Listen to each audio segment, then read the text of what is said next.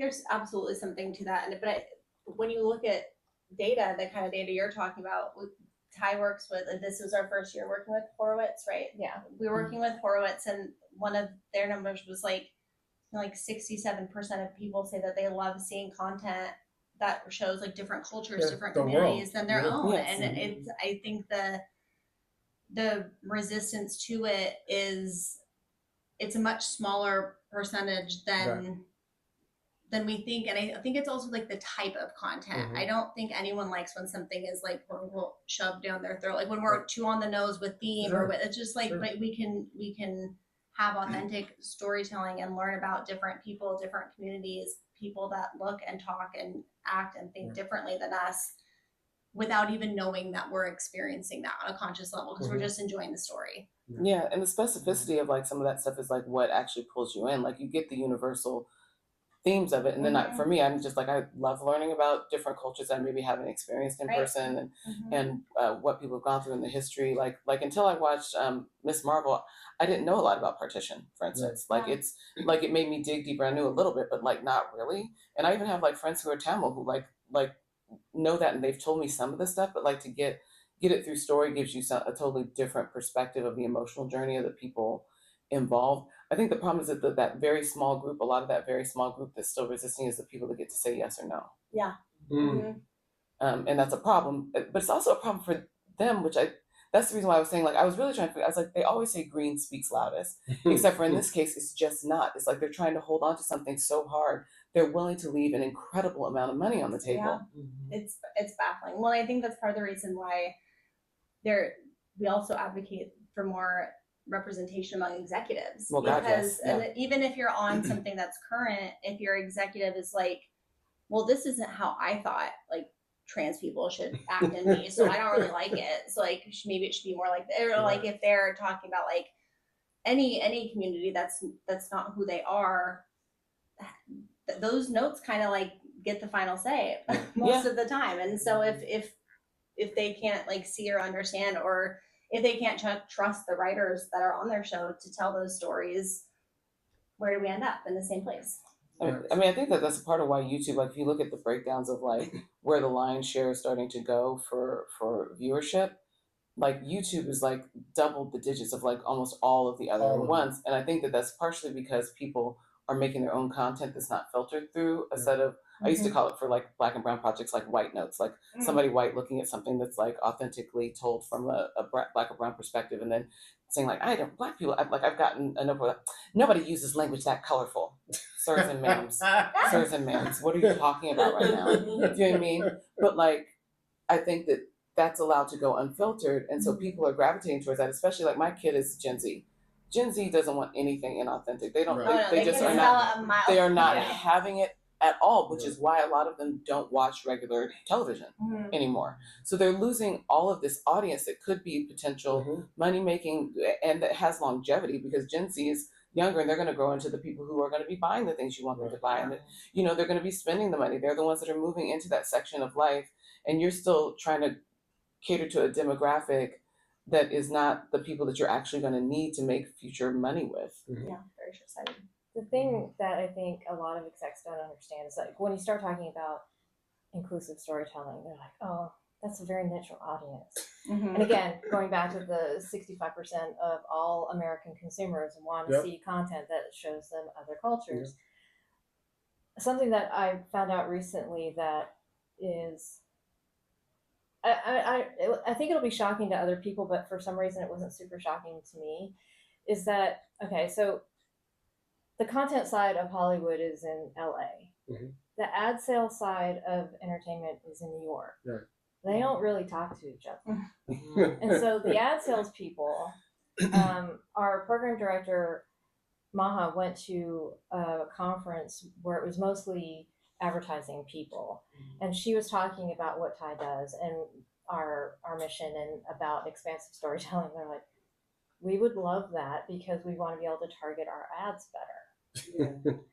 And so for years, I've been thinking if writers and advertisers could get together, we could kind of move the needle, but they don't want us talking to each other. And this has been the case for years and years and years.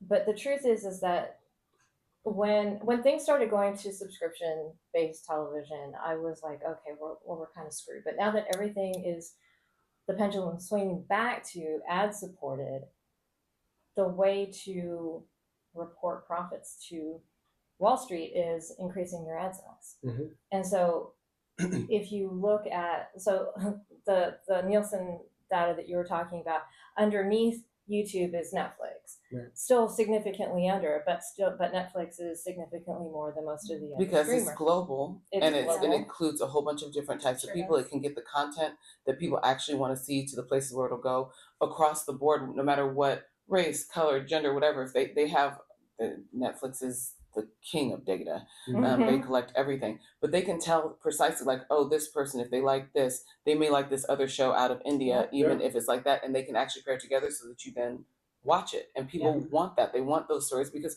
we get bored watching the same things over and over again, other than like stuff that like lights us up, but we want new versions of it. Even if we like to watch 20 million Hallmark movies, we want new versions that have new characters that do something interesting and take us on a different journey to them getting to the kiss at the end, you know? Well, on the Netflix side of things, on the business side, is that they doubled their ad sales this year. Wow. Doubled. And if you look at broadcast, they're in decline. Mm-hmm. And if broadcast and cable both are their ad sales are constantly slipping. Netflix doubled. Amazon, I think, had a 30% increase. Wow. And the legacy media is wondering, what do we do? So instead of improving the product, which other industries do, it's like, oh, we want to increase our sales, we improve our product. Instead, they just say, okay, well, it's the end of the year, we need to report profits to Wall Street, let's lay off a bunch of people. And put some stuff on the shelf so we can write it off for taxes and see if we can get less people that we have to pay so that we show a profit instead of having enough people to pay so that you make the profit. It's so interesting what you were saying about the ad people in Hollywood not talking, because I've talked about this on the show too, especially like it came up for me even more during the strike, but I talk a lot about like the idea of like independent television, because as we were walking the line, I was like, what would they fucking do if we just picked up our toys and got out of the sandbox? Yeah. You know what I mean? Like you and people kept telling me it's not possible. So I was like, I don't believe that. I believe that it is possible. Yeah. It's possible. And like to be able to do independent television and which is where they usually lean towards independent film, but they're like, no television until the Duplass brothers did Room 104. Yep. And they did that deal. And I was like, there's a possibility for all those of us in these underrepresented groups to do more stuff like that, especially if we start smaller and then license it, because they're going to need the content, but they're not willing to take the risk. Right. So if we can find a way to get the money involved that then is with authentic storytelling, and then start off small with that, because they were able to actually give equity to not just above the line, below the line. They after they finished they spread it. Yeah, they spread it after that 3-year first run where they had the licensing exclusively. Everything they made after that went to other audiences that weren't exclusive to HBO, because that's they need those 3 years to make up the money they spent on it. But then after that, they split all of the residuals with the directors, the writers, the everybody got residuals. And I ran into somebody who was like a director, and she's like, actually, yeah, she's like, I got like a check for like blah blah amount out of the blue somewhere, because I don't think going in they weren't sure how that was going to turn out in the product. But it's possible to do it, especially with that advertising bit. Like you can say there's not a platform, but there will eventually be a platform if you can integrate it in and make the product for them. I just think it's something that will give us more power, because owning the content and it licensing it back to them allows us to have ownership, that we can do stuff with it later, and they can't just shelve it. They can't just throw it somewhere. And we're the first things that get thrown into the dust. Let me ask you too. You guys have been in the guild for a long time as well. I remember when we were fighting to get the new media contract, like the guild was like, why would we go on the internet and all that stuff? I'm like, you guys are so behind. And part of the problem with our guild, I'm sure in SAG it's the same to some extent, is our guild, what a lot of people don't know, the Writers Guild and the DJ and a lot of these people, these companies are run by the lawyers. They're run by the corporate side of it all. So like you go in the office, it's just full of all these corporate type of people who are upstairs, our diversity department is like a department that's like way over there that has to answer to them. Mm-hmm. You know what I mean? So it's like even I'm not gonna say everybody's names, but those people over there, we know who we're talking about. They don't have all the pool that we think they do. They have to go into the office and ask permission. And a lot of that's about, and a lot of it's about damage control. I really appreciate. Obviously, I'm a union girl. I appreciate what my union does. I'm on the SAG LGBTQ committee as well, and have been almost since its beginning, which was almost 20 years ago. But like, they're trying to make sure that we're safe on set, like because it's about employment, and there's certain things that govern employment, like U.S. employment, that are different than the things that we're trying to achieve and accomplish with getting ourselves as people who are underrepresented, parity and caretaking and all the other stuff about how we're treated within a room and respected, all of those things. They want that, but like the main thing is like the basic US laws, you know what I'm saying? Mm-hmm. So within those things, we may be trying to do stuff that pushes that stuff forward, but within the purview of what they're required to do by US law, they can't do that. And if they step over the line, they could get sued. Right. And it's very easy to point to a statistic and kind of just wipe your hands and be like, okay, well, we did it. And so like if there's any kind of improvement in historically excluded writers being put into rooms, it's like, well, problem solved. Like it happened, but the nuances and like that's part of the TIE survey, like for the behind the scenes report, it includes like write it and gives people a chance to elaborate because there's a lot of nuance to it that we all know having been in those rooms. If you're the only writer, that is sometimes the worst position. One of the worst places you can be, especially if you're a lower level writer. You're seen as policing, you're seen as being difficult, you're expected to like speak for your entire community. Well, not even that. And all the other, all the rest of them. Yeah, I was just about to say, that's the other thing is, you know, there might be an Asian character and there might be whatever, but you're the one. They go, well, how do you? Oh, yeah. And I'm like, bitch, I ain't Asian. I've had people ask me questions about like trans male characters. Right. Like, why do you think think I'm the person to exactly. speak to that experience? And so it's just get a consultant, bro. And it just does become such a difficult spot, and they kind of just want the shield. They want the sign off. They want the look. We hired someone, and a lot of times the showrunner, whoever it is, they know the story they want to tell, and so if you speak to your experience, to your truth, and it doesn't match what they want from the show, that's ignored. So it's like, okay, yes, maybe they're hiring us, but when we're in the room, are they listening to us? Are they valuing us? Are they keeping us around? Do we have opportunities that marginalized writers have? Right. Let me ask you guys a question. Do you guys also consult? Like, do you go to the studios and networks and stuff and talk to them about what you guys do with the report? Or does the report just go out and show results? Like, how does it work? In terms of the report itself, we have what we call a dog and pony show that we can do. We don't actively do it because again, it's like there's a funding issue, as I'm sure you're. Okay. And with the current administration's war on DEIA, our funding has been cut. So we'll do that kind of thing if we're asked in. It's harder for us to go out and solicit. Sure. I guess you would say.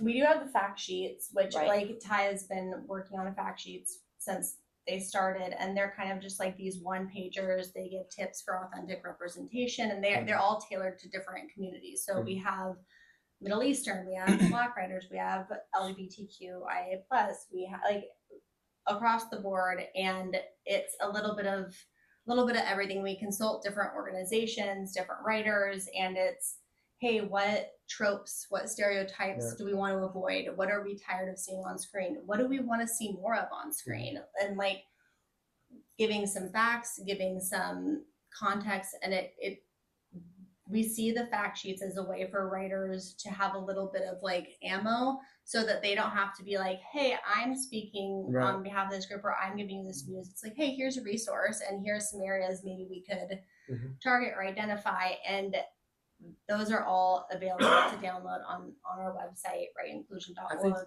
I was thinking about, you guys remember back in like 2000, 17, 18, they were doing the thing where everybody was like showing people the rooms. And then there was a lot of showrunners who were like, no, we don't want to show our rooms. How come? Exactly. There was a lot of them. Or Are they they would- still doing that? Like, that was interesting. But also remember that they were like, okay, so wait, our room doesn't look great, so let's bring in the support staff. Right. And That's also- exactly what would Yeah. happen. Exactly what happened. Yeah. Right. You could tell because all the uppers would be sitting in the middle and they'd be on the outskirts, like in the back. And you just see these faces, you know, there's horrible. the fact sheets because you guys Ty spoke at an Outfest panel a few years back. I think it was the year that I was doing my artist in residence, and one of the things that came up was that they had the fact sheets. I was like, okay, so all these resources are out here, but it seems like people aren't using them. And like, what is the way that we can figure out like, and we kind of talked about it a little in the room in the Q&A about like a carrot and a stick, like some way to like Right. incentivize using the fact sheets and the things and like the like some sort of certificate, something that like could help incentivize people to start using them more often, because it's like somebody's done all this work to actually help people and most of the showrunners aren't bothering to like read it. And a lot of them don't. I would imagine a lot of people just don't know those resources are there. Hilliard and I went to the leadership training program that the Guild put on for the first time. That was Glenn Mazzara with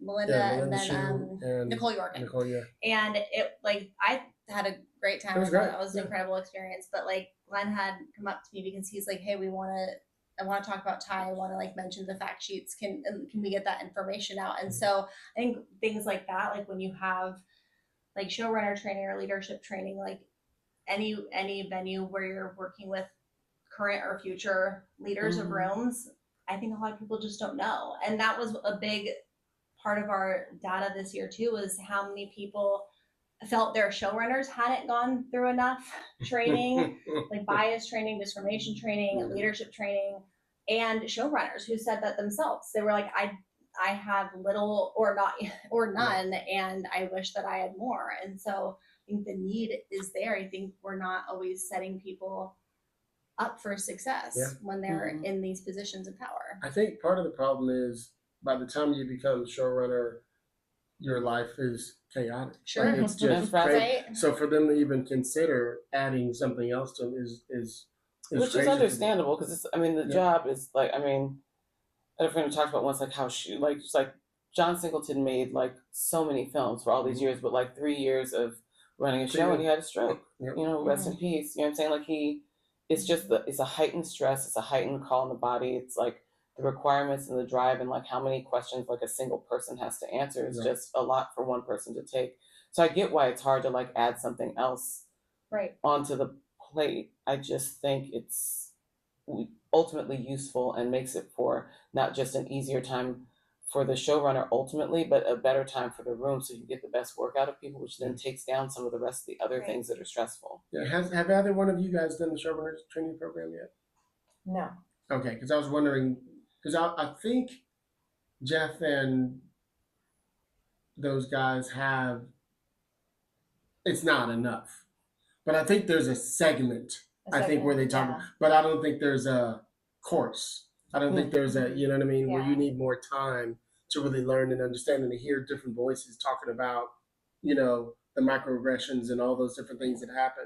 I'm not sure. I wonder if just distributing, not that I've been through this program because I'm not in the Guild yet, but like distributing even like the report and the fact sheets, like all of them as a part of the showrunner training is just a start. Because either people may choose to read them or not, but even if they don't have time in the program to fully teach it, just giving it to them as material so that you know that they have it in their hands may actually make a big difference because it gives a foundation of at least something somebody can look at and that they know the resources are out there. I think that's potential. You could do that. I mean, we would love if they were distributed in any of the WGA trainings, because there's the boot camp for staff writers, there's now the mid-level training program, the leadership training, showrunners training.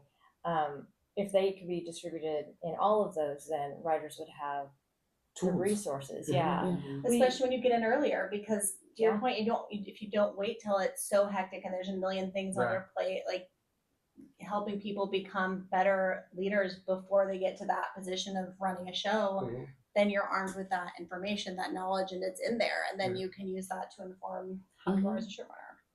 And we do have we have some friendlies, executive friendlies here and there, and a few of them have sent the fact sheets in particular out to their respective rooms, their writers' rooms, and so. Sorry, and they've sent them out to their respective rooms. We don't know. Obviously, we don't know how much they are being used, but at least they're being distributed. Yeah, I hear you. That's dope. So we're gonna open it up to some questions in the audience. We're gonna bring them a girl. Here you go. Introduce yourself. Tell them what you do. Awesome. It's a side mic. So there you go. Perfect. All right, there we go. I guess I can see now. There you go. Yeah. Thank you. Hi, this has been really great, ladies. My name is Lakithia Delco. Though Hilliard met me as an actress, I'm actually a writer. I'm currently an executive story She got editor. a little butt off too. Thank you.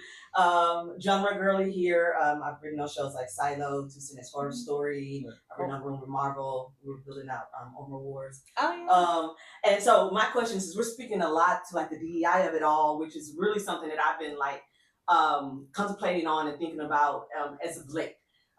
Especially like my background coming in a little jaded in regards to like my journey. I came through the Sundance Labs, but it was literally in 2019. Yeah. It was my first pilot.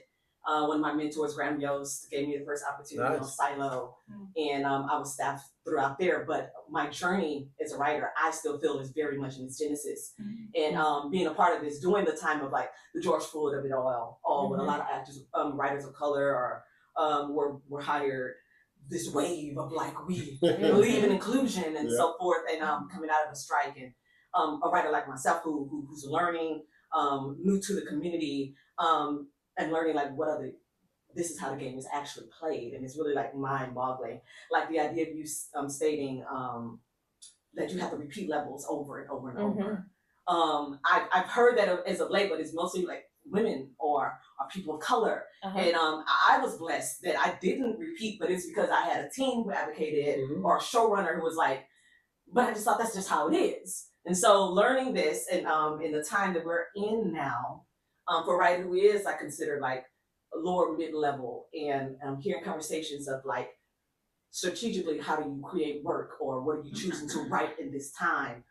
There's a lot of conversation of we have to be more like, don't say Black, or just say people of color, don't say this, or just leave it out. They'll just assume, you know what I mean? So a lot of, I'm feeling the pressure, or there's a lot of pressure.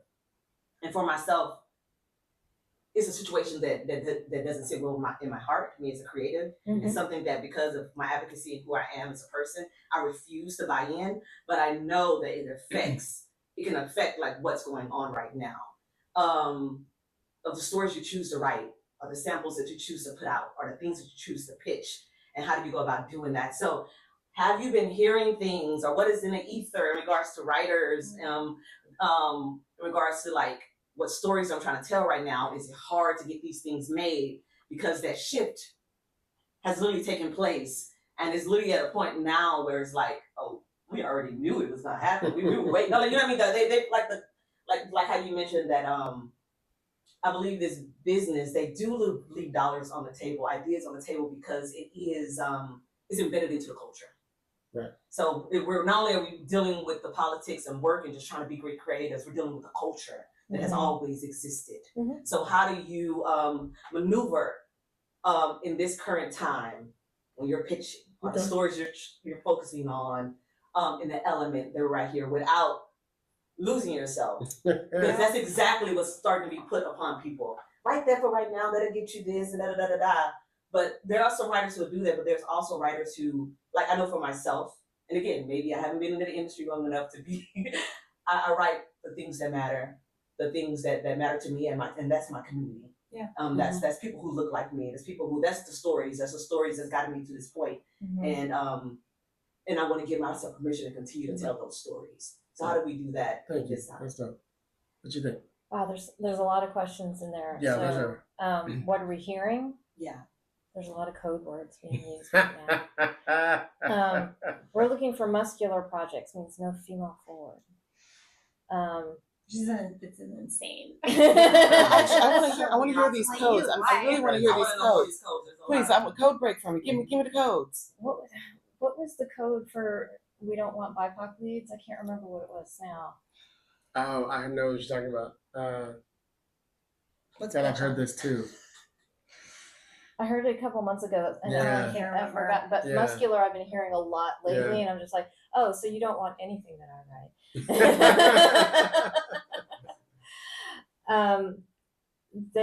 I have heard tell. This is an anecdotal story from a friend of a friend of a friend, but somebody went in and was pitching a Latina lead, and they're like, "Oh no, you can't sell that right now." Like boldface told, "No, you can't sell that right now." What am I doing to pivot? Well, I'm a genre person, so I lean on genre because one of the reasons I came out here was to be a sci-fi fantasy writer, because you can tell all that stuff in allegory. Mm-hmm. And so I'm leaning on that now, using those same themes, using stand-ins, I guess you would say, for BIPOC or class or LGBTQI+, and I mean, luckily right now you can have disabled characters as long as they're white. I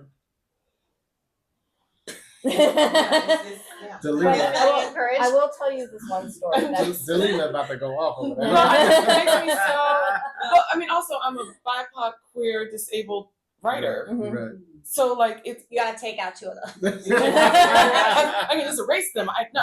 Like, but like fundamentally, like what you're saying, which is actually, again, part of why I've done the pivot to doing some publishing. But I love television. I've loved television since I was a child. Like have always been an avid reader, probably stuff that was way too old for me, way too young. But like I could see stuff that I would be like, oh, that would make great TV. Like my brain just does that and comes up with things. And the fact that like everything I write is centered around BIPOC characters, queer characters, trans characters. It's always about like finding or protecting belonging and a sense of like chosen and found family. You know what I mean?